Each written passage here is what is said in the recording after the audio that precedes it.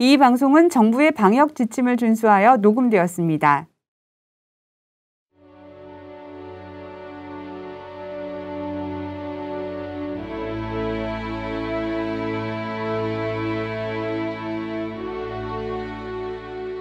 소돔과 고모라에서 들려오는 저 아우성을 나는 차마 들을 수가 없다.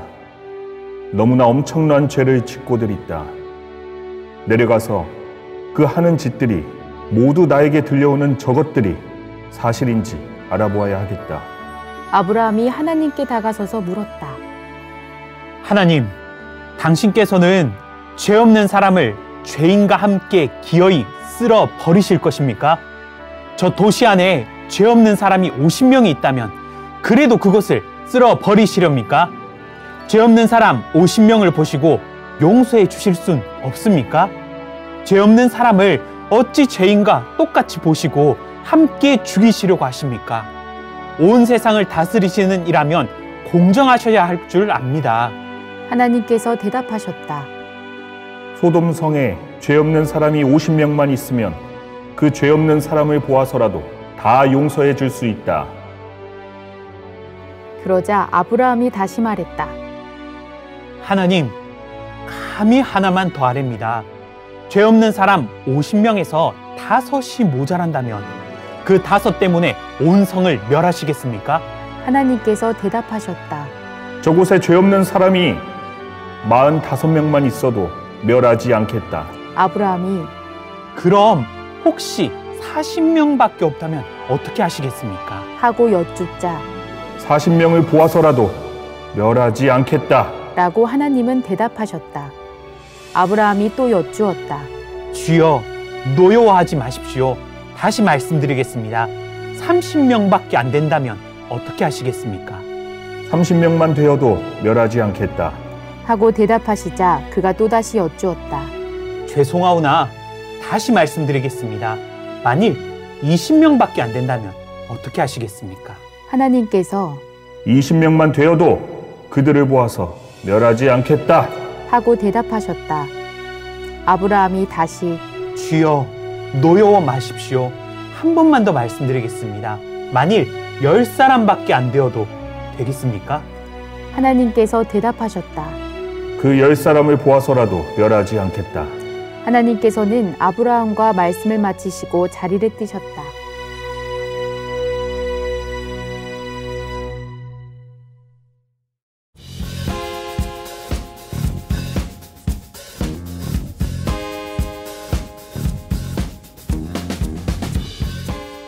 네, 안녕하세요. 전 세계에 계신 한해팟 청취자 여러분.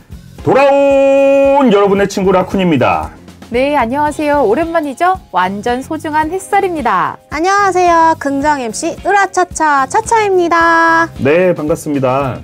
저희가 또 햇살님 차차님과 또 케미를 맞춰보게 됐네요. 네네. 네. 우리가 저번보단 좀 친해졌죠? 그럼요. 한층 업그레이드 되었습니다. 네. 네, 우리 또 이번에는 오랜만에 돌아온 코너입니다. 하늘 명탐정. 이거 청취자분들이 기억하실지 모르겠어요. 우리가 한해팟 시즌 4에서 선보였던 코너였거든요. 네, 맞습니다. 네, 하늘 명탐정 코너는 성경의 사건들을 심도 있게 파헤치는 코너고 이번 시즌에 자주 등장하는 성경 해부학은 인물 중심으로 설명하는 코너죠. 네, 맞습니다. 성경 해부학이랑 여러분들이 좀 헷갈릴 수 있는데 성경 해부학은 그 인물을 한번 해부를 해보는 시간이었던 거고 우리 하늘 명탐정 코너는 첫 방송 니고데모 이야기를 시작으로 여리고성 편, 또 예수님의 재판편 이렇게 그 사건에 대해서 우리가 한번 탐정을 해보는 방송이 되었습니다. 네, 이 코너는 그 하늘팟 MC들의 B급 발연기 인 줄 알았는데 아까 들어보니까 너무 잘하셔가지고 너무 잘했어요. 네, 너무 개인적으로 약간 소름 돋았는데요. 또 인기 게스트들이 많이 출연했던 편들이라서 이전 회차도 들어보시기를 강추드립니다.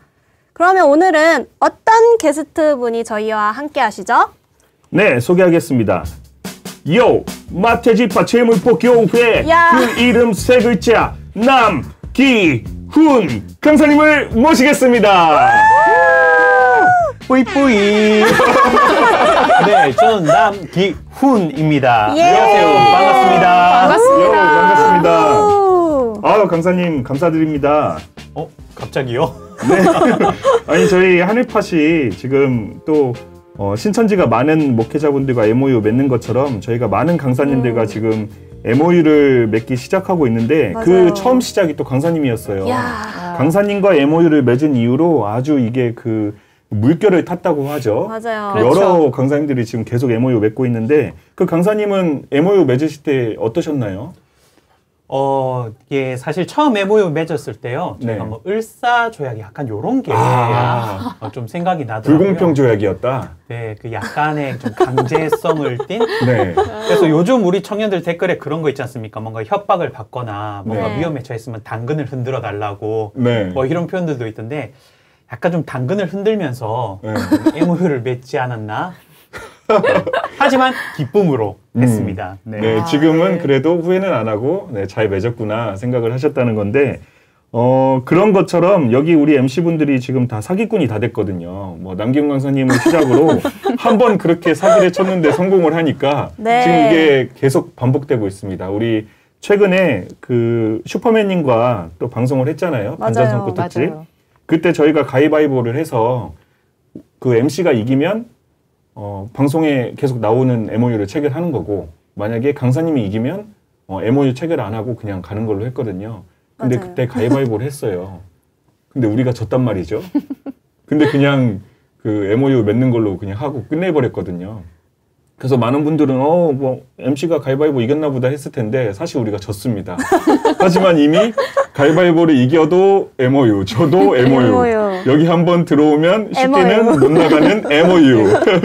네, 이렇게 지금 형성이 되고 있는데 뭐 차차님 제보할 게 있다면서요? 저 제보할 거 있습니다. 강사님께서 아재 개그를 정말로 잘하신다고 들었거든요. 정말 잘해요. 네, 아주 기대가 되는데. 아, 이거는 완전 찐으로 아재가 하는 아재 개그. 네, 그렇죠. 그래서 아니 이거 갑자기 뭐죠? 아까 저의 반응도 보셨겠지만 소개하실 때 저는 네. 전혀 아재가 아니고요. 네. 요즘에 우리 청년들과 굉장히 좀 이렇게 정신 연령 그리고 요 힙한 것까지 네. 모든 걸 다 제가 다 맞춰서 가고 있기 때문에 네. 저는 아재 개그를 할 줄 모릅니다. 어. 저는 굉장히 센스 있기 때문에 네. 재밌는 개그를 하지 네. 절대 아재 개그는 오히려 우리 라쿤팀이 더 잘하지 않습니까? 아재 개그요? 아니, 네. 저는 아재 개그 뭐 받아들이지도 못하고 저는 아재 개그 할 줄도 모르고. 네. 아까 랩 보셨죠? 그 쇼미더머니. 예. 약간 좀 랩이 네. 약간 옛날 좀- 트로트 섞였나요? 아니요 그 옛날에 우리 서태지 씨가 했던 그 네. 90년대 초반의 그 랩 스타일 난 알아요 하는. 네 그죠. 제가 약간 서태지를 요즘은 잘 그렇게 안 모르는데. 하거든요. 아, 그런가요? 요즘 랩 한번 들려주시겠어요? 여기서는 지금 랩은 할 수 없고요. 다음에 네. 또 시간이 된다면 아, 네. 예. 아, 그럼 아무튼, 다음에 한번. 네, 센스 있는 강사님. 네. 아재가 아닌 센스 있는 강사님과 함께 이번 방송 시작해 보겠습니다. 네, 이번 주제는 우리 오프닝에서도 들었듯이 롯이라는 인물이 살았던 소돔과 고모라 심판 사건입니다.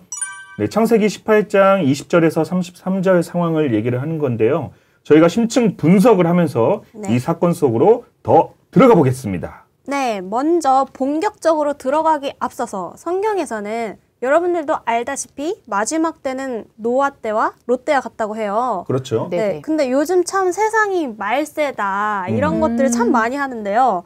노아 때는 물 심판, 롯 때는 불 심판이었던 거 아셨나요? 알죠? 네. 알긴 알죠. 네. 그래서 저도 이제 신학대 다녔을 때랑 교회 다녔을 때 이 예언이 핵 전쟁이다, 원자 폭탄이다라고 해서 이렇게 해석하는 사람들이 정말 많이 있었어요. 오. 그리고 세계 3차 대전이 일어나서 다 멸망한다. 네. 너무 무서워요. 아, 저도 들어봤어요. 네, 맞아요. 네. 그래서 아마도 요새 최근에 러시아, 우크라이나 전쟁 때문에도 이 성경의 예언의 징조다라고 하는 말들이 참 많은데요. 강사님, 롯데와 같다는 게 이런 심판을 말하나요?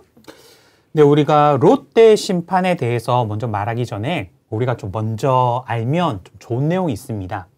우리가 뭐를 좀 먼저 알아야 되냐면 성경에서 말하는 그 심판에 대해서 우리가 좀 먼저 이렇게 정리를 하고 조금 더 이제 롯데 심판에 대해서 들어가면 좋을 것 같거든요. 네. 그래서 우리가 성경의 심판이나 종말에 관한 이야기는 이게 조금 다른 그 종말과 심판보다는 조금 차이점이 있습니다. 왜 그러냐면 세상에 많은 사람들이 알게 모르게 성경의 심판 그리고 종말에 관해서 많이 영향을 받고 있다는 거죠. 생각을 해보면 우리는 다른 종교에도 분명히 종말에 관한 내용이 있을 건데 우리는 다른 종교의 종말이나 심판에 관해서는 잘 알지를 못하거든요. 저는 그래도 좀 안다고 생각이 드는 건 종말 영화. 정말 많죠. 맞아요. 네, 많이 봤는데요. 그리고 화산 폭발도 하고 뭐 정말 하면 도망갈 준비를 항상 만만히 준비를 하고 있습니다. 그것도 예전 그 오래된 고대 문명에서 보면 또 이제 종말이 또 예언이 되어 있잖아요. 네. 그래서 종말이란 건 강사님 말씀대로 기독교에서만 얘기하는 게 아니라 뭐 예전 고대 문명에서부터 여러 종교에서 말을 하고 있는 것 같은데요.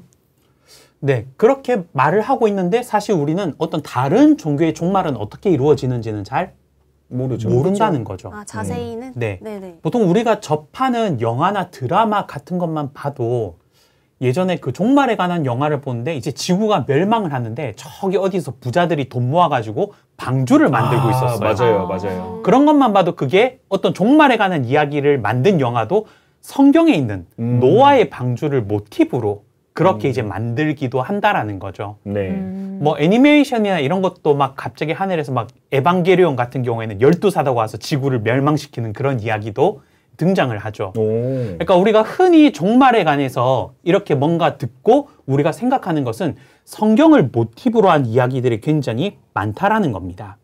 그래서 우리가 이 성경에 있는 종말, 심판은 어떤 다른 종교보다는 사람들이 훨씬 더 좀 더 가깝고 좀 생각을 많이 하고 있는 주제라는 거죠. 그래서 그만큼 이 성경이라는 책이 우리의 삶에 이미 많은 영향력을 가지고 있다고 볼 수 있는 거죠. 그러다 보니 성경에서 말씀하고 있는 심판에 대해서 여러 가지 해석과 여러 가지의 견해가 등장한다라는 겁니다. 아무래도 종말하면 좀 자극적이긴 해요. 맞아요. 맞아요. 아마 그러면 다른 종교의 종말도 사실은 좀 자극적일 거라는 거죠. 네. 그런데 우리는 다른 종교의 종말에는 별로 관심도 없고 잘 모르고. 네, 잘 모른다는 겁니다. 근데 우리가 이 삶을 살아가면서 신앙을 하든지 안 하든지 간에 우리가 이 성경이라는 것이 그만큼 우리에게 영향력이 있다라는 거죠. 마치 드라마가 인기가 없을 때는 그냥 사람들이 보다가 인기가 많아지기 시작하면 드라마에 등장하는 인물들의 대사, 뭐 등장하는 배경, 소품까지도 분석하면서 작가의 숨겨둔 의도를 파악하려고 많은 사람들이 이제 막 블로그에 올리기도 하고 아니면 유튜버에 나와서 막 네. 이런 게 있다 해석을 하기도 하잖아요. 맞아요. 네. 진짜 떡밥을 찾는 재미가 진짜 보통 재미가 아니거든요. 꿀잼이죠. 아주 허니잼 꿀잼. 맞습니다. 그런데 그게 드라마에서 그게 의미가 있다 해서 사람들이 그걸 많이 찾다기보다는 드라마가 그만큼 인기가 높아지고 사람들에게 영향력이 있어야 그런 걸 찾는 사람들이 그만큼 많아지죠. 그래서 우리가 다른 종교에 비해서 기독교의 이 성경이라는 것이 우리 사람들에게 많은 영향을 미치고 있기 때문에 성경에 기록된 종말을 대해서 사람들이 해석하고 뭔가 이런 것들은 어떻게 이루어질까 생각을 많이 해본다라는 그런 특징이 있습니다. 그래서 아마 성경도 이미 우리의 삶 속에 많은 부분 자리를 잡고 있다 보니까 심판에 대해서도 이제 여러 가지 해석들이 나오기 시작한다라는 거죠. 제가 보니까 성경에 나오는 심판은 정말 여러 가지 해석이 너무 무분별하게 많다 보니까 이제는 도대체 뭐가 뭔지 모르겠어요. 그렇죠. 네, 맞습니다. 그래서 우리 앞에 차차 MC분께서 롯데의 심판에 대해서 질문을 사실은 해주셨는데 네. 앞에 이렇게 서론을 말씀드린 이유는 성경은 드라마처럼 뭔가 열린 결말이나 아니면 내가 느끼고 내가 보고 싶은 대로 보는 것이 아니라 하나님이 정확한 목적을 가지고 기록한 것이기 때문에 답은 하나고 해석도 하나라는 것을 먼저 말씀을 드리고 싶었기 때문에 앞에 그런 얘기를 우리가 좀 먼저 꺼냈던 겁니다. 답과 해석이 하나라 어떤 건지 궁금한데요? 그럼 강사님께서는 이 심판에 대한 어떤 무분별한 주장 중에 하나가 아니라 이 성경적으로 또 설명을 해주시는 거죠? 네, 맞습니다. 그래서 성경은 진리이기 때문에 이걸 가지고 여러 식으로 해석을 하는 게 아니라 답은 딱 하나거든요. 그래서 우리가 이걸 하기 위해서 좀 이야기가 길어졌는데요. 우리 앞에 MC분들의 질문을 다시 한번 정리해보면 성경에는 이제 누가복음 17장이거든요.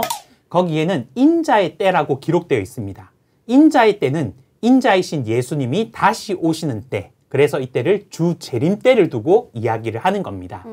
그래서 같은 내용을 마태복음 24장에서는 주의 임하시는 때와 세상 끝 이렇게 기록을 하고 있어요. 그래서 인자의 때를 주 재림 때 또는 세상이 끝나는 마지막 때 이렇게 이야기를 합니다. 그런데 이 마지막 때 누가복음 17장에서는 노아 때와 같고 롯 때와 같다라는 성경의 말씀이 있다라는 거죠. 자, 그러면 이 롯 때에 무슨 일이 있었냐면요. 바로 하늘에서 불과 유황이 비같이 내려와서 소돔과 고모라를 심판하는 내용이 등장을 하거든요. 강사님, 근데요, 그 불은 당연히 알아요. 파이어. 근데 유황. 유황 비누 들어보긴 했는데 유황이 정확하게 뭐예요? 굉장히 새로운 질문이라서 상큼하죠? 아니, 네, 유황이 비같이 방금 내린다. 제가 상큼하다라고 이야기를 하려는 걸 딱 눈치채셨군요. 네. 역시 새로운 분 MC니까 질문도 되게 상큼하네요. 근데 너무 좋은 것 같아요. 왜냐하면 다들 그냥 지나갈 수 있는데 솔직히 네. 저도 보면 불과 유황이 내린다? 자세히 생각 안 해봤거든요. 저도 이런 질문 처음 받아봐서 네. 지금 네. 살짝 당황했습니다. 그런가요? 오, 차차가. 보통 불과 유황이 내린다 이러면 그냥 그렇구나 하고 다들 넘어갔는데 이런 식으로도 질문이 훅 들어와서 여러분들, 네. 긍정 MC 차차입니다. 아주 성장하고 있는 차차입니다. 네.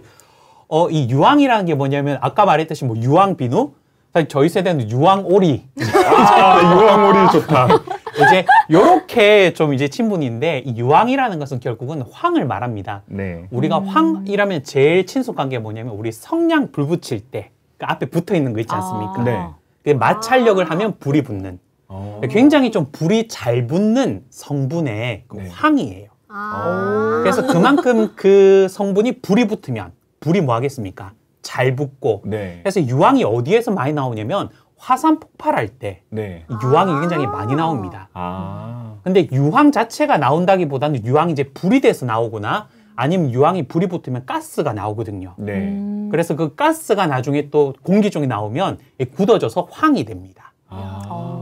그래서 그 굉장히 좀 유독하기도 하고 몸에 많이 안 좋은. 네. 그래서 하늘에서 불과 유황이 떨어졌다라면 그냥 불이 떨어졌다라고 네. 이렇게 생각을 하시면 될 것 같습니다. 아유, 저는 과학 선생님인 줄 알았어요. 그러니까요, 지식이 아주. 네. 남기훈의 과학 시간 뭔가 이런 느낌인 네, 것도 과학 살짝. 시간을 잠깐 네네. 짧은 코너 들어갔습니다. 제가 유황오리에 대해서 조사를 미리 안 했다면 이 질문 굉장히 좀 당황할 뻔했어요. 맞아요. 이런 질문이 훅 치고 들어올 줄은 네. 상상도 못했거든요. 그러게요. 진짜 처음 받아봤습니다. 10년 동안 강의를 하면서 네.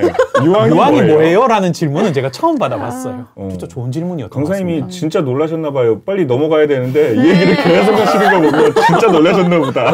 당황했거든요. 네. 자, 그러면 이제 다시 정리해보면 우리 롯데에 하늘에서 불과 유황이 이제 비같이 내려와서 소돔과 고모라를 다 불태우고 심판한 내용이 등장합니다.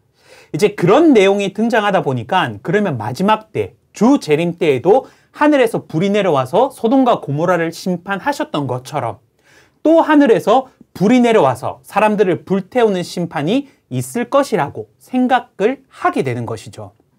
그런데 지금 우리가 이제 여기에 대해서 생각을 하다 보니까 어떻게 하늘에서 불이 내려올 수 있을까 사람들이 생각하고 연구하다 보니까 지금 우리가 있는 현실에서는 하늘에서 불이 내려올 수 있는 방법이 미사일, 핵폭탄, 폭탄. 그렇죠. 이런 것들이다 보니 마지막 때는 핵전쟁이다. 원자 폭탄이다. 라고 생각을 하고 나름 해석을 하고 있다라는 겁니다.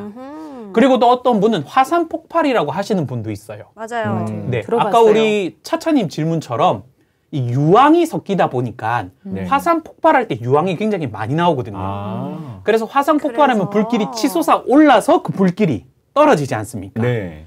그렇게 하늘에서 불이 내려오는 심판이 있을 것이다. 그렇게 해석을 하기도 한다는 겁니다. 나름 뭐 열심히 또 해석하려고 노력을 했네요. 맞아요. 네. 저는 이게 폭탄 얘기 나오고 뭐 불심판 얘기 들으니까는 이게 살짝 무섭기도 하면서 근데 사랑의 하나님이 설마 그러겠어? 라는 생각이 좀 함께 들긴 하거든요.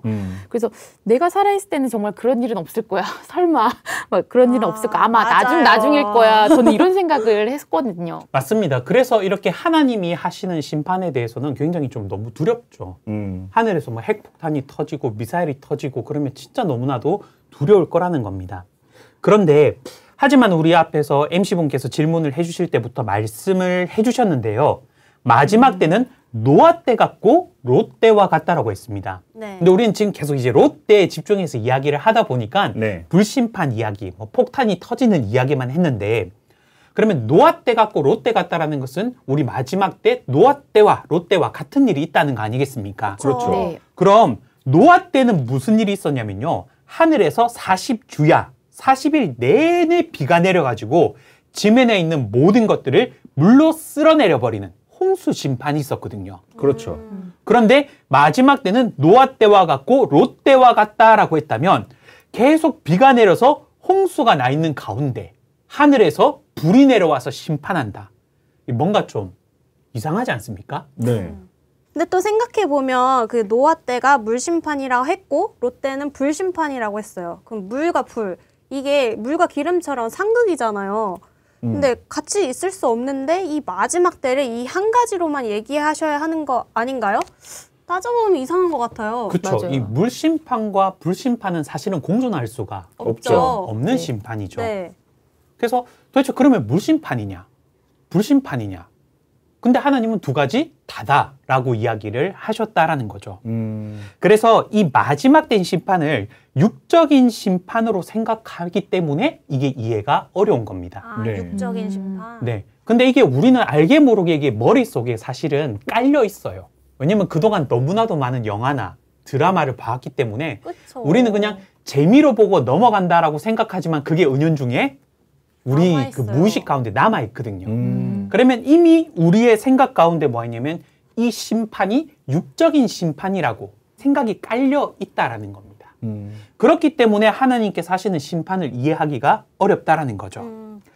물론 마지막 때 성경에서 말하는 불심판에 관해서는요, 육적인 불심판도 성경에 대한 기록이 있습니다.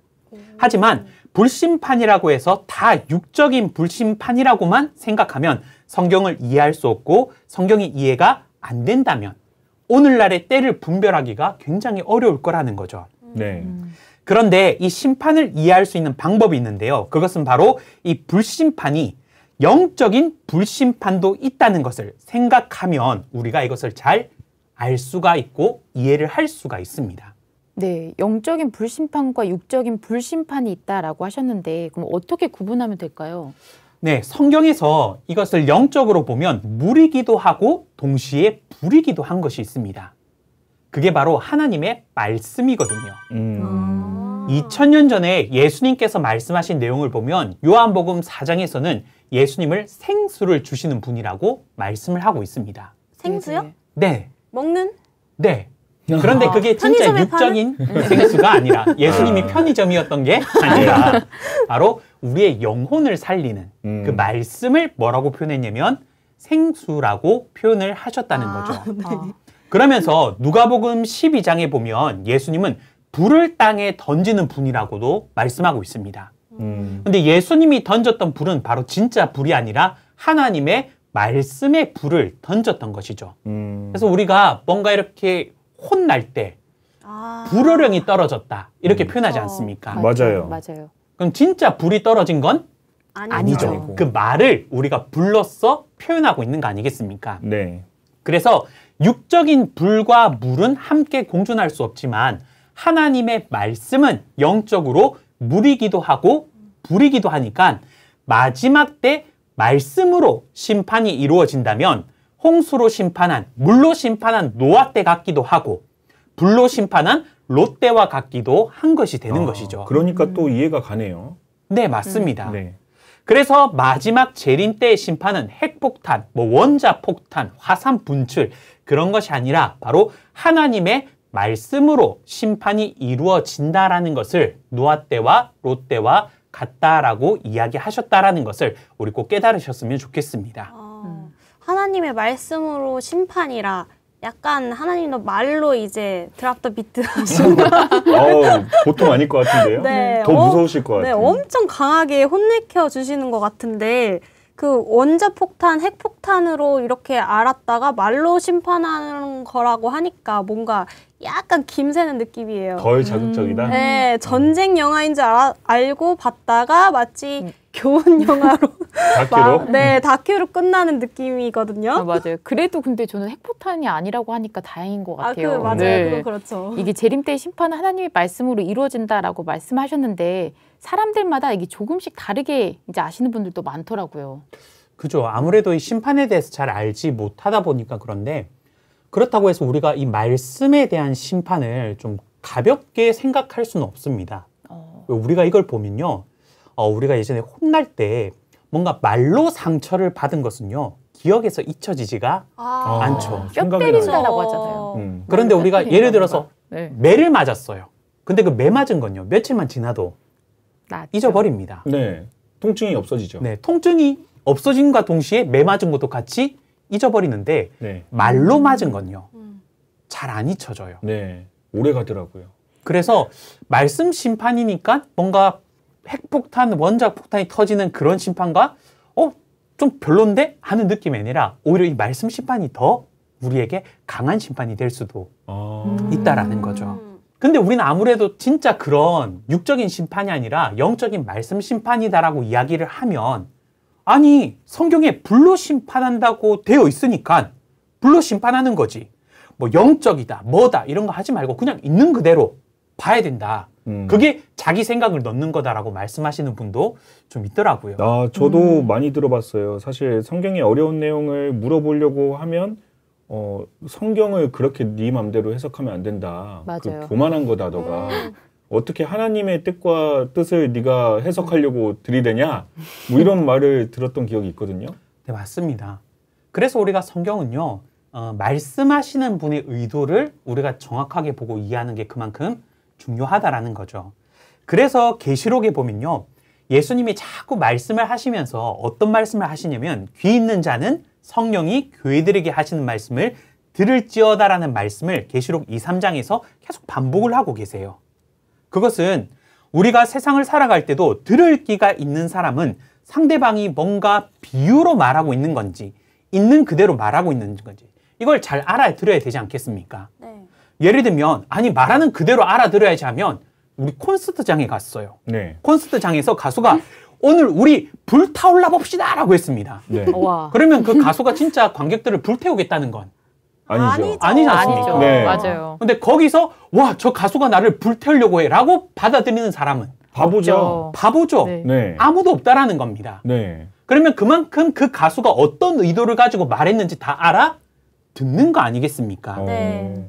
아니 그 유명한 BTS의 노래 중에 불타오르네. 그 맞아요. 맞죠. 있잖아요. 이 노래가 엄청난 무서운 노래 들릴 수도 있겠는데요. 만일 진짜 있는 그대로 받아들이면 BTS는 너무한 거 아니야? 어떻게 저런 무서운 말을? 이라고 할 거라는 거죠. 네. 그런데 안 돼요. 아미들이 화내요. 아니, 그러니까요. 네. 근데 아무도 그렇게 받아들이는 사람은 없다라는 겁니다. 없죠. 그런데 희한하게도 성경에 하나님이 비유로 말한 것은 너무 못 알아듣는다는 게 문제거든요. 그것도 희한하네요. 네. 그래서 하나님은 뭔가 의도를 가지고 비유적으로 말했는데 그거는 못 알아듣고 그냥 있는 그대로 봐야 돼. 뭔가 이해가 안 되면 우리가 어찌 감히 하나님의 뜻을 이해할 수 있어. 그냥 그거는 이해가 안 되는 건 그냥 넘어가야 돼. 그냥 이렇게 다들 넘어간다라는 거죠. 그래서 신천지에는 여러분들의 귀를 열어드리기 위해서 초등, 중등, 고등 세미나를 유튜브로 다 알려드리고 있습니다. 그래서 성경이 어렵다 싶다. 정말 내가 말하는 게 잘 안 들린다 하면 꼭 이 유튜브를 통해서 초등, 중등, 고등 세미나 들어보셨으면 좋겠습니다. 또 강사님께서 해결책까지 또 제시를 해주셨네요. 네. 그럼 예수님이 이제 다시 오신다고 할 때는 롯데와 같고 노아 때와 같다라고 하셨는데 롯데와 같다는 그 의미는 어떤 의미인가요? 네, 이제 그냥 말씀 심판이다. 이렇게만 우리가 결론을 내리기보다는 말씀 심판이긴 한데요. 이 말씀 심판이 롯데와 같다라고 말씀하셨기 때문에 뭔가 롯데와 같은 무엇이 있기 때문에 있겠죠. 맞아요. 그렇게 표현을 하신 거 아니겠습니까? 이게 네. 궁금하긴 했었어요. 네, 그런데 이제 롯데와 같다라고 하니 앞에서 우리가 계속 얘기하고 있지만 그러면 롯데와 같이 하늘에서 불이 떨어지는 심판이다 라고 생각을 많이 한다라는 거죠. 왜냐면 그 모습이 굉장히 좀 강렬하니까요. 그렇죠. 네. 그런데 그 심판의 형태, 불로 심판하는 그 형태가 롯데와 같다라는 것이 아니라 롯데에 있어지는 심판의 상황까지도 오늘날의 심판 때와 같다라는 의미인 겁니다. 심판의 상황이요? 네. 네. 우리 롯데의 심판과 오늘날의 모습이 같은 것은 첫 번째는 뭐가 아니면 심판이 있게 되는 이유입니다. 이유. 네. 롯데 심판이 있었던 이유는 바로 하나님께 지은 자신들의 죄 때문에 심판이 있게 되거든요. 그런데 자신들의 죄 때문에 심판이 있는데 자신들이 죄를 지은 것을 알지 못했습니다. 그래서 하나님이 회개할 기회를 줬을 때 회개치 않았기 때문에 심판이 있게 된 거죠. 그리고 두 번째는 하나님이 직접 심판을 하셨다라는 겁니다. 하나님의 직접 심판이요? 와, 진짜 너무 무서울 것 같아요. 진짜 받으면. 네. 맞죠. 그래서 물론 천사를 통해 심판이 이루어졌지만 결국 하나님의 명을 따라 심판이 이루어진 것이기 때문에 이제 하나님의 심판이 되는 것이죠. 그런데 아까 말했지만 그 심판받는 상황이 같다라고 말씀드렸지 않습니까? 네. 그래서 노아 때도 보면 이게 같은 맥락이에요. 노아의 홍수 심판도 노아가 정말 그 범죄한 아담의 세계에 홍수가 있을 것을 알리고 회개를 외쳤지만 아담의 세상에 살았던 사람들은 자신들이 죄인인 것을 알지 못했습니다. 그래서 회개치 않아서 결국 뭐가 있게 되냐? 홍수로 심판이 있게 되었다라는 거죠. 그래서 성경에서는 그들이 심판을 받아 죽기까지 자기들이 왜 심판받았는지를 깨닫지 못했다라고 성경은 기록을 하고 있다라는 겁니다. 그게 또 핵심이네요. 맞습니다. 그러니까 노아 때와 그 롯 때 심판의 형태는 다르지만 심판의 상황이 뭐하냐면 같다라는 거죠. 그러면 롯데 불 떨어진 것만 중요한 게 아니라 그때 상황이 어땠는지 그런 이야기도 좀 궁금해지는데요. 네, 맞습니다. 자, 그래서 우리가 마지막 때 있는 심판에 대해서도 심판이 있게 되는 이유는 결국은 죄 때문에 심판이 있어지게 된다라는 거죠. 자, 이 부분은 계시록에 보면 더 정확하게 나오는데요.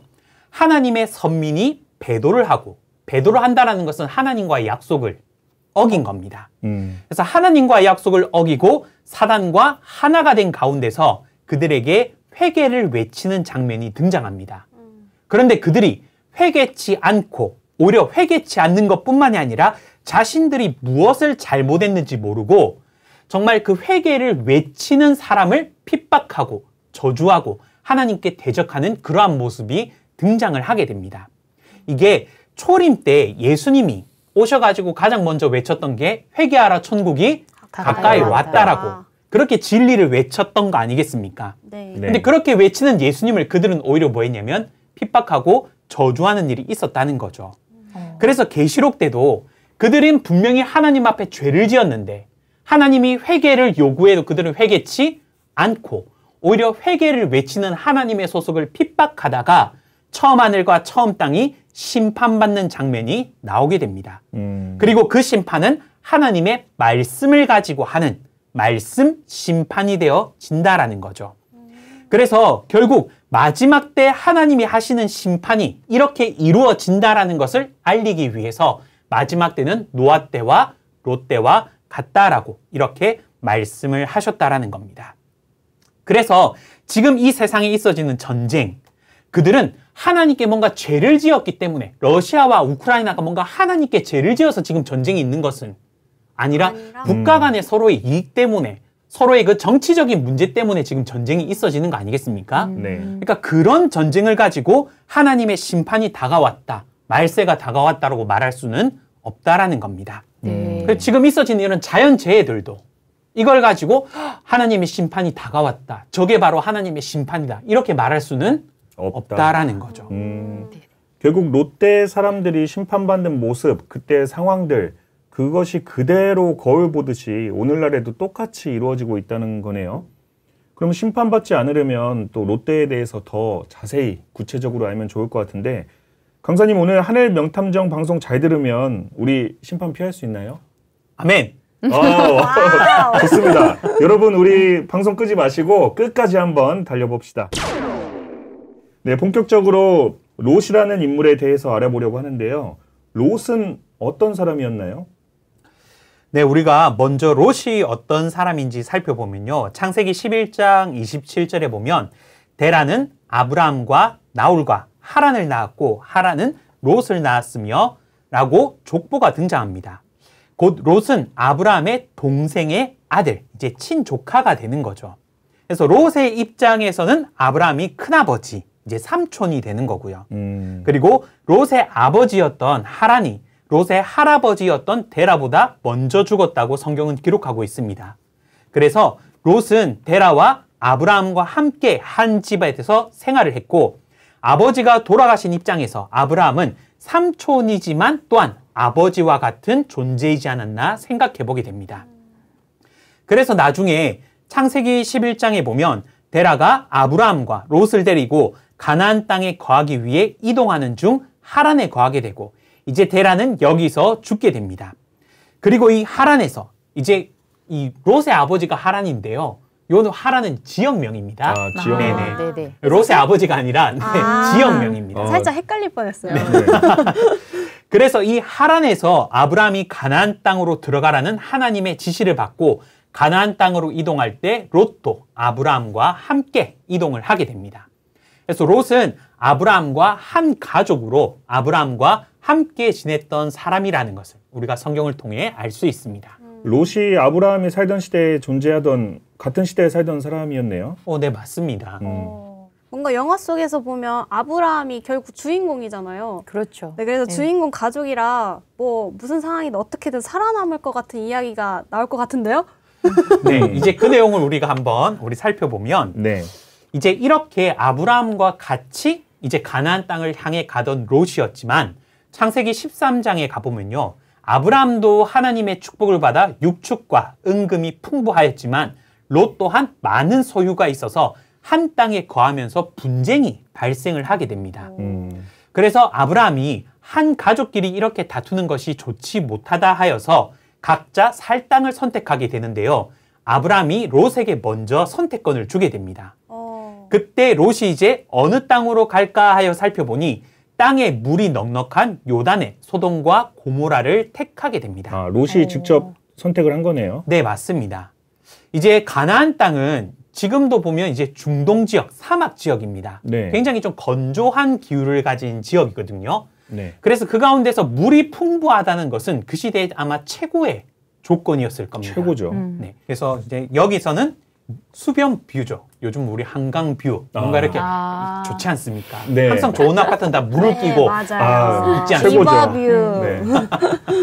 그래서 아브라함은 계속 가나안 땅에 거하고 롯은 소아를 지나 소돔까지 이르게 됩니다.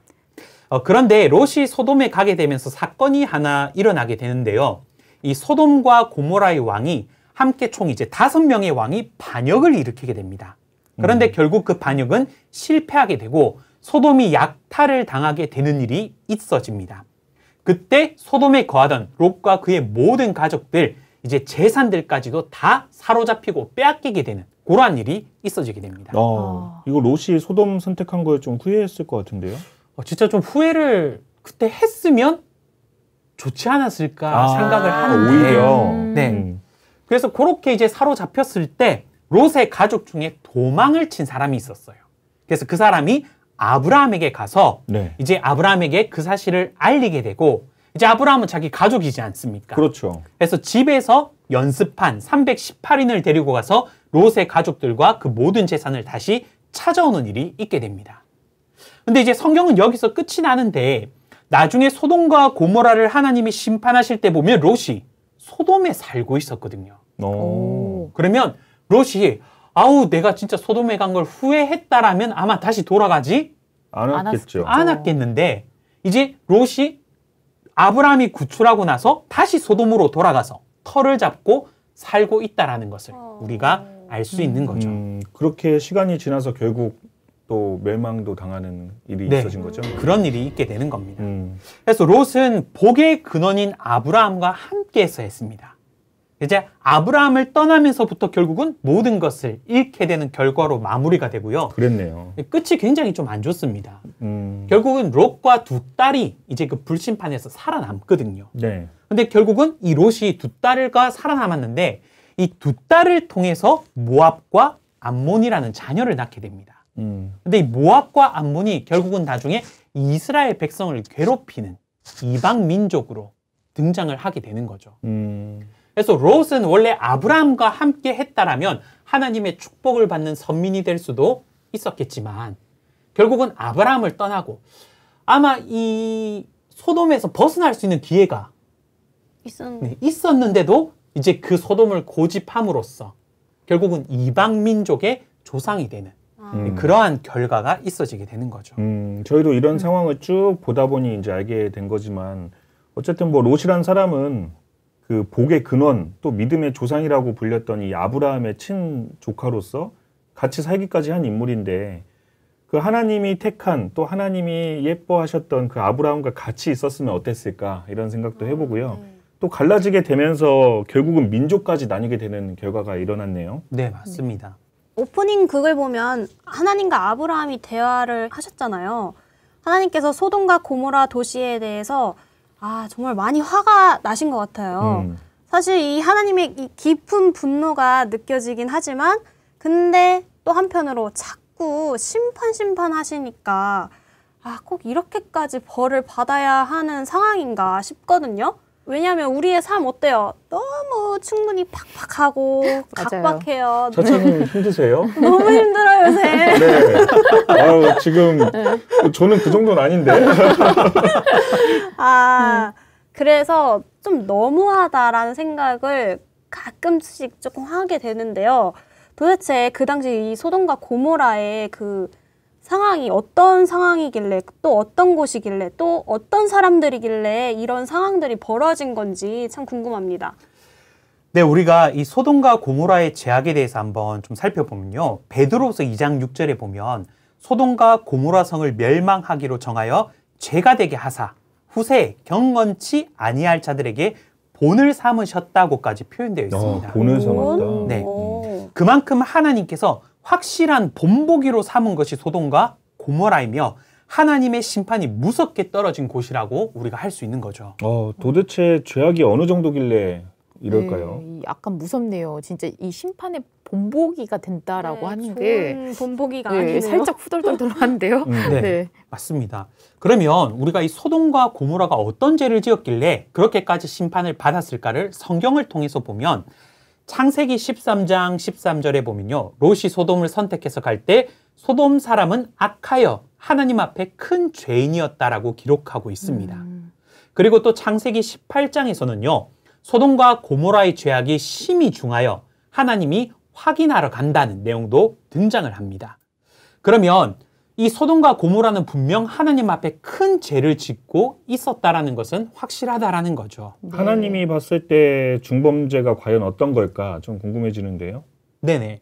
우리가 보통은 소돔과 고모라 하면 제일 먼저 사람들이 생각하는 것이 성적인 타락을 가장 먼저 생각합니다. 그 이유는 창세기 19장에 보면요. 하나님이 소돔과 고모라를 심판하기 위해 보낸 천사들을 소돔 사람들이 상관하기 위해 롯의 집을 습격하는 장면이 등장하거든요. 이 상관이라는 뜻은 남녀가 육체적 관계를 맺는다라는 뜻이 있습니다.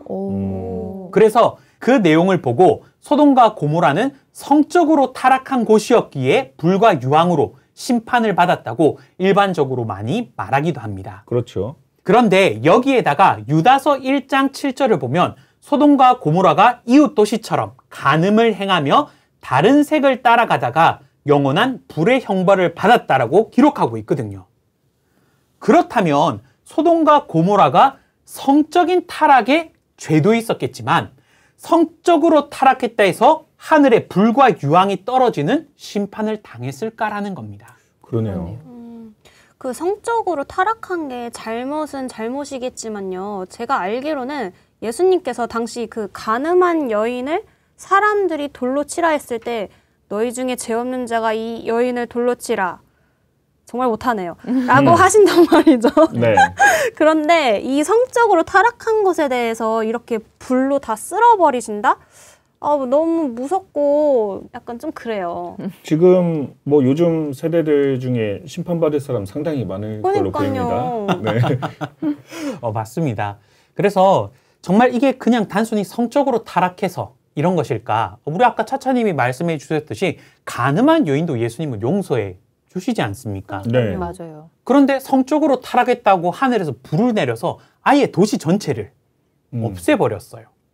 이건 뭔가 좀 우리가 한번 생각해 볼 만한 문제라는 거죠. 네. 자, 그래서 앞에 우리가 그 소돔과 고모라에 대해서 이야기를 할 때 그 유다서 말씀을 잠깐 인용을 했는데요.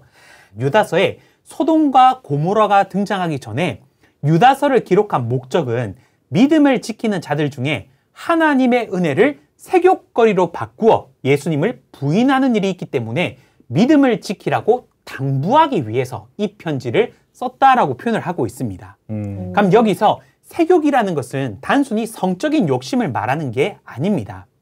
왜냐하면 그 세욕거리로 바꾼다라는 그 예를 드는 대상 가운데서 누가 등장하냐면 소돔과 고모라가 등장을 하거든요. 근데 소돔과 고모라만 등장한 게 아니라 출애굽하여 광야로 나왔다가 자신들의 욕심 때문에 하나님을 대적하고 버린 이스라엘 1세대들도 등장하고요. 그리고 자기 욕심 때문에 자기가 하나님이 되고자 하여 하나님을 대적하고 떠난 천사들도 등장을 하게 됩니다. 그러면서 가인, 발람, 고라 등 자신의 욕심으로 하나님을 대적했던 자들이 결국은 심판을 받았음을 이야기를 쭉 하게 되는 거죠. 네. 그러면서 하나님의 은혜를 세욕거리로 바꾼다, 간음했다 이런 표현도 쓰지만 이들을 보면서 자신들이 하고 싶은 대로 하고 하나님에 대해 불만을 토로하고 그리고 정욕대로 사는 자라고 말씀도 하고 계신다라는 거죠. 자기 마음대로 살았다는 거죠. 맞습니다. 그래서 하나님은 하나님을 거스려 하나님을 대적하는 말하는 자들을 하나님이 심판하셨던 것처럼 결국 신앙을 하는 우리도 우리의 욕심을 따라 살면 하나님께 간음하고 대적하는 자가 되고 그 끝은 심판밖에 없기 때문에 우리의 신앙을 잘 지켜나가자라고 당부하는 내용이 바로 유다서가 된다는 거죠. 역시 욕심이 항상 문제예요. 맞아요. 이 야고보서 1장 15절에 이 말씀이 잠깐 생각이 나는데 욕심이 죄를 낳고 이게 또 죄가 결국 이제 사망에 이르게 한다는 그 말씀이 딱 적용이 된 것 같아요. 네. 네. 강사님께서 말씀하실 때 그때 심판받았던 사람들을 그 과거 역사로만 보지 말고 어쨌든 우리도 우리의 신앙을 잘 지켜나가자 하시길래 아 강사님이 되게 강하게 말씀하시는구나 했는데 라고 당부하는 내용이 유다서입니다. 성경이 상당히 또 이런 경계를 주고도 있네요. 네, 맞습니다. 그래서 이 유다서가 신앙을 하는 사람들에게 정말 욕심대로 살지 말고 하나님의 뜻대로 살아가야 된다. 그래서 신앙을 하는 사람들에게 가장 위협이 되는 것은 자기의 욕심, 이걸 정욕대로 살아가는 것이다라는 것을 이야기할 때 등장했던 대상이 누구였냐면 소돔과 고모라였다라는 거죠. 그래서 소돔과 고모라는 단순히 성적인 타락으로 심판받았다 이렇게 보기는 어렵다라는 겁니다. 그래서 결국 하나님을 대적하고 자신들의 욕심과 자신들이 원하는 방향으로 살고 싶어 했다는 것과 하나님이 보낸 천사를 해하려 했다는 것을 보면서 이들이 어떤 죄악을 지었는지 우리가 한번 생각해 볼 수 있다라는 거죠.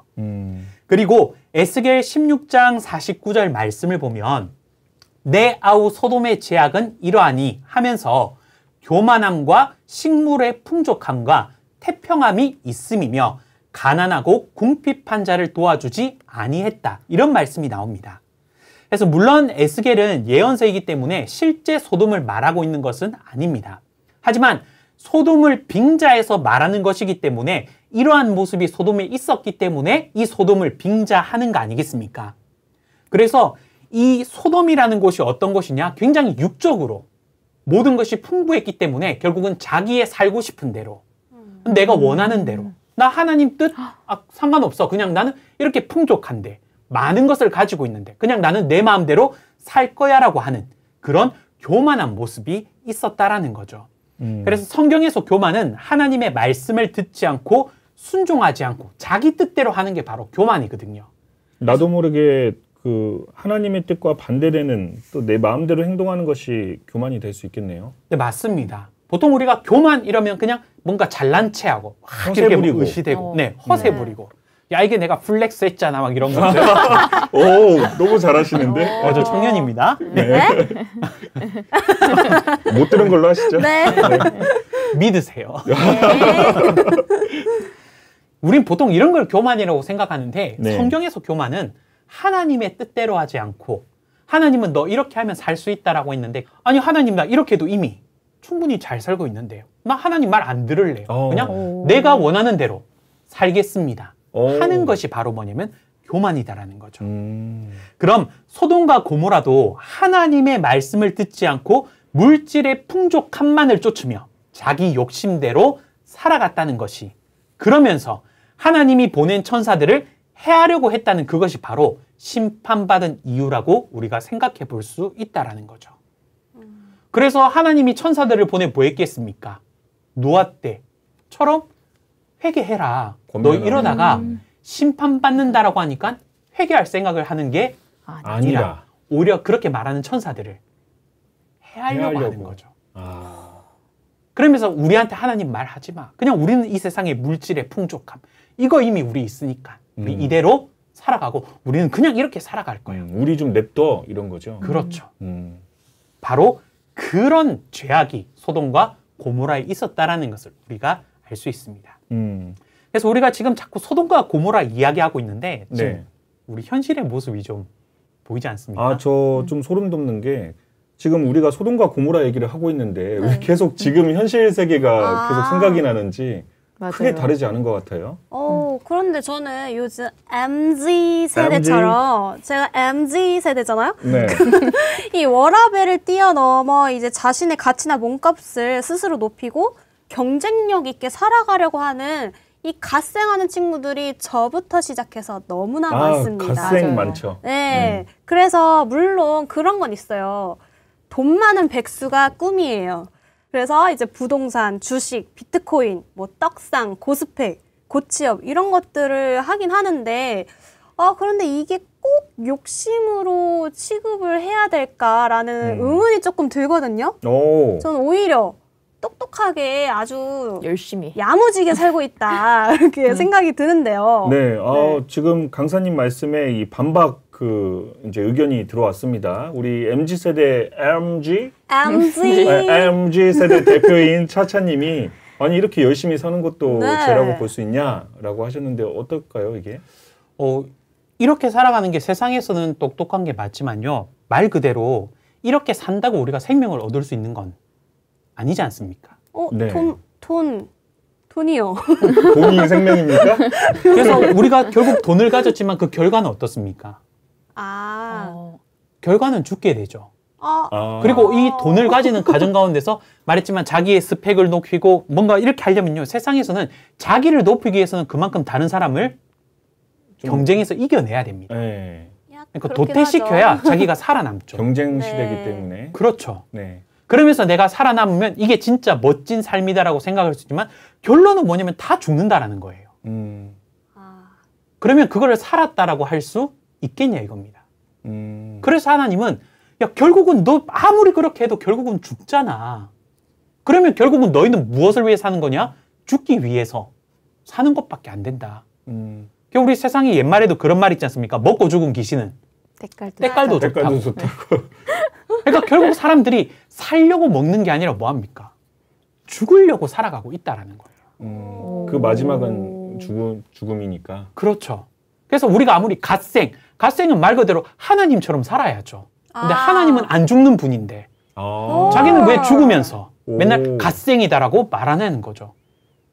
이게 바로 하나님의 말씀을 모르는 무지에서부터 오게 되는 겁니다.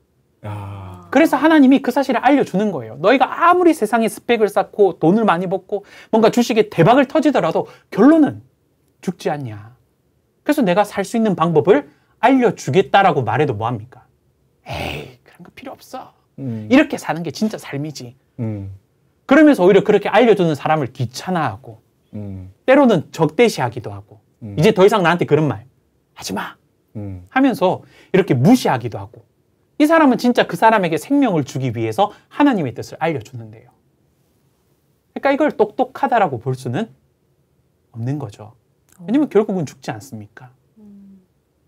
지금 많은 사람들이 되게 살짝 혼란스러울 것 같아요. 네. 나는 무엇을 위해 살고 있지? 뭐 이런 것들이 생각나면서. 저는 처음 생각을 하게 되는데 갓생하면은 아침에 일찍 일어나서 네. 뭐 공부도 하고 영어도 하고 진짜 인생을 막 부지런하게 열심히 산다라고 알고 있었는데 오늘 강사님 얘기하시는데 하나님처럼 사는 게 갓생 아니냐 했을 때 땅 맞은 거죠. 네. 반박할 수가 없네요. 졌어요. 햇살님은 좀 의견이 있으신가요? 저는 지금 강사님 말씀에 잠깐 살짝 띵 하면서 나는 지금 뭘 위해 살고 있지라는 생각이 좀 드는 것 같아요. 네. 그래서 이게 강사님 말씀 들으면서 이게 진짜 또 옆에서 소름이었던 게 이게 처음 알게 된 사실들이 너무 많은 거예요. 그래서 제가 조금 말이 없었던 게 살짝 놀라서 지금 살짝 겁에 질려 있어서. 저도 놀라고 있어요, 지금. 햇살님이 있다가 없다가 있다 없으니까. 네. 우리가 이게 흔히 요즘 세대들이 성적인 이제 개방성 뭐 이런 걸 보면은 이게 소돔과 고모라 같다 이제 말을 많이 하거든요. 네. 그러니까 이제까지 성적으로 타락해서만 이게 신의 노여움을 샀다고 생각을 하고 있었는데 강사님의 말씀을 듣고 보니까 이게 창세기 19장 1절부터 11절을 보니까 완전히 이게 다시 보이더라고요. 네. 사실 19장 5절의 내용이 이게 상관하다라는 표현이 저는 이게 처음 들었거든요. 이게 성관계를 맺다라는 그 표현인 맞아요, 줄 맞아요. 저도 몰랐어요. 몰랐어요. 네네. 그래서 창세기 19장에 이 롯이 소돔의 죄악을 이제 파악하러 온 두 천사를 집에 들이니까 이게 소돔 백성들이 물은 노소하고 사방에서 이제 다 모여들어서 롯의 집을 에워싸고 이제 너네 집에 온 사람 어디 있냐? 막 이렇게 소리를 지르는 거죠. 우리가 상관할 거다. 막 이렇게 했더니 롯이 내 형제들아 이런 악을 행하지 말라 이렇게 하면서 남자를 가까이 한 두 딸이 내게 있으니까 너네 좋을 대로 해라. 이 사람들에게는 아무 짓도 하지 말아라. 이렇게 하거든요. 그러니까 이제 소돔 사람들이 롯, 네가 우리 법관이냐? 뭐 천사들보다 너를 더 해할 거다. 라고 하면서 이제 문을 부시고 막 들어가려고 하니까 10절에 보니까 이제 롯의 집에 있던 천사들이 손을 내밀어서 롯을 집으로 끌어들이고 이제 문을 닫고 문 밖에 무리들이 이제 눈을 멀게 하는 그런 사건들이 있었거든요. 이게 너무 이 스토리 내용 자체가 이게 너무 충격적인 내용인 것 같아요. 성경을 또 스토리로 또 설명을 해주셨네요. 햇살님 진짜 잘하신다. 네. 동화 읽는 근데 무서운 내용인 것 같은데 무섭지가 않아서. 그래요? 타격감 제로. 네. 맞아 목소리가 너무 따뜻하셔가지고 네. 전혀 위협적이지가 않아.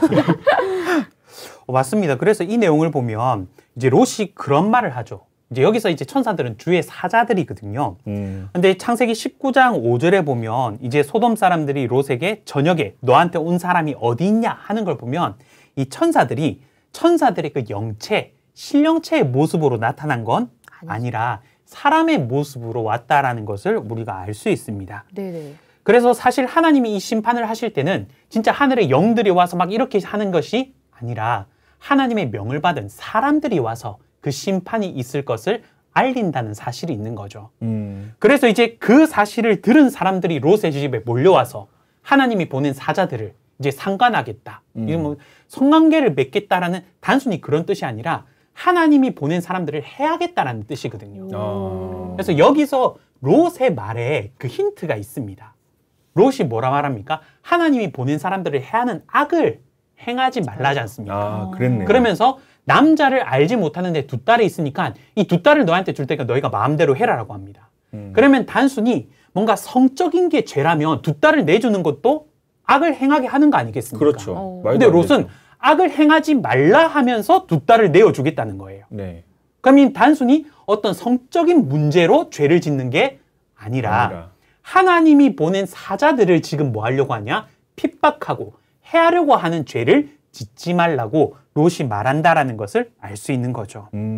심판의 때를 알리는 사자에게 더 완전 욕보이고 그 해하고 조롱 수준까지 하는 거 보면은 소돔에 있는 모든 사람들이 다 이렇게 싫어하고 주의 사자를 해하는 걸 막으려 하는 자들까지도 죽이겠다, 해야겠다는 이 모습 자체가 진짜 죄가 가득 찬 모습이라고 생각이 들긴 하네요. 겁이 없는 것 같아요. 네. 뭔가 이게 두려움도 없고. 약간 눈이 뒤집힌 느낌? 네. 그죠. 분명히 하나님의 말씀을 증거하러 왔는데요. 하나님의 말씀을 증거하는 자를 그렇게 죽이려고 하고 해하려고 했다는 것 자체가 이미 그들의 죄악이 얼마나 컸는지를 우리가 알 수 있는 거죠. 아, 죄가 그렇게 컸다는 걸 또 다시 느끼게 되네요. 네. 그러면 이 하나님과 아브라함 대화를 보면요. 50명에서 점점 하나님께서 이 디스카운트를 깎아주시잖아요. 네. 그 의인 10명만 있으면 소돔과 고모라를 멸하지 않겠다고 하셨어요. 근데 의인은 어떤 사람을 말하는 건가요? 네, 우리가 의인하면 이제 의로운 사람인데요. 이 의자가 옳을 의자거든요. 네. 그러면 옳은 것을 행하는 사람을 의인이라고 할 수 있는 거죠. 그런데 이 옳다라는 기준이 시대마다도 다르고 나라마다도 다르고 사람마다도 다르고 시시각각 다른 게 옳다는 기준입니다. 그래서 야고보서 1장 12절에 보면요. 시험을 참는 자는 복이 있다 하시면서 옳다 인정함을 받은 사람이 등장을 하게 됩니다. 그리고 이 인정받은 사람들에게 생명의 면류관을 주시겠다고 기록하고 있거든요. 그러면 이 사람은 옳다 인정함을 받았으니 옳은 사람, 다른 표현으로는 의인이라고 할 수 있는 거 아니겠습니까? 그렇죠. 그러면 이 사람들을 의인으로 인정하시는 분은 생명의 면류관을 주시는 하나님과 예수님이 되는 것이죠. 네. 네. 그러면 의인은 단순하게 시대마다 착했던 사람이 아니라 그 하나님의 기준이 맞는 사람일까요? 맞습니다. 그래서 성경에서 말씀하시는 의인은 우리가 보았을 때 착하고 의로운 사람을 의인이라고 하는 것이 아니라 하나님과 예수님께 의인으로 인정받은 사람을 의인이라고 할 수 있습니다. 왜냐하면 사람마다 기준은 다 다르잖아요. 다르죠.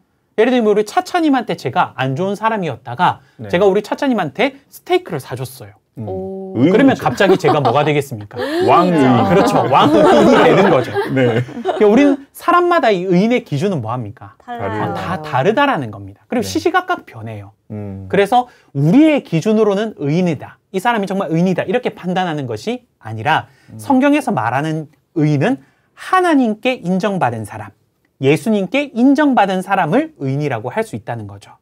그러면 하나님과 예수님께서는 어떤 사람을 의인으로 인정하시는가? 그것을 알면 성경에서 말하는 의인의 기준을 정확하게 알 수 있지 않겠습니까? 그렇죠. 디모데후서 2장 15절에 보면 진리의 말씀을 옳게 분별하며 부끄러울 것이 없는 일꾼으로 인정된 자로 자신을 하나님 앞에 드리기를 힘쓰라라는 말씀이 있습니다. 그래서 하나님이 인정하시는 사람은 말씀을 분별하는 것, 곧 분별은 같고 다름을 가린다는 뜻이거든요. 그래서 하나님의 뜻과 같은 것과 하나님의 뜻과 다른 것을 말씀을 통해서 분별하고 이제 분별만 하는 것이 아니라 이제 분별했으면 그 말씀대로 사는 거죠. 그래서 그 말씀을 이루고 하나님의 뜻을 이루는 사람을 하나님은 의인으로 인정하신다라는 겁니다. 여기를 좀 더 쉽게 말하면 하나님의 말씀을 정확하게 알고 그 뜻대로 살아가는 사람이 하나님의 보시는 기준에서 의인이 되는 거죠. 우리 뉴스에서 보면 그 찻길이나 어떤 위험한 상황에서 몸을 던져서 남을 구하고 또 대신 희생하는 사람을 우리가 의인이라고 많이들 부르고 있는데 맞아요. 성경에서의 의인은 하나님의 말씀을 정확하게 알고 그 뜻대로 살아가는 사람이 하나님이 봤을 땐 의인인 거죠. 네, 맞습니다.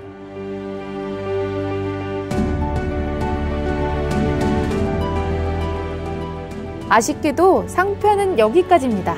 네, 여러분, 목요일 방송에는 심판을 피할 수 있는 방법이 준비되어 있습니다. 꼭 놓치지 마시고 잊지 말고 들어와 주세요. 너만 알고 있어.